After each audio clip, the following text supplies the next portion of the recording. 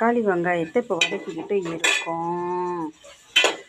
நல்லா வதக்கிட்டு வெங்காயம் நல்லா வதங்கிடுச்சுனாலே உங்களுக்கு குழம்பு டேஸ்ட்டாக இருக்கும், சீக்கிரமாக கெடாது.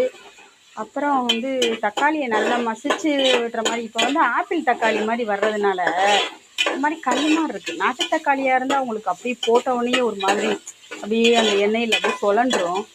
இது அப்படி இல்லை, ரொம்ப நேரம் வதக்கினாலும் அப்படியே கல் மாதிரியே இருக்குது.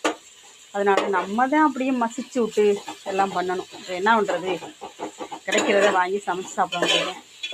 நல்லதாக வாங்கி சமைச்சு சாப்பிட்டா நல்லாயிருக்கும், அதுதான் மெயின். இப்போ இதில் என்ன சேர்க்க போகிறேன்னா உப்பு சேர்க்க போகிறேன். என்ன சேர்க்க போகிறேன், உப்பு சேர்த்தா சீக்கிரமாக வதங்கிடுன்னு சொல்லுவாங்கள்ல, அதனால் உப்பு சேர்க்க போகிறேன்.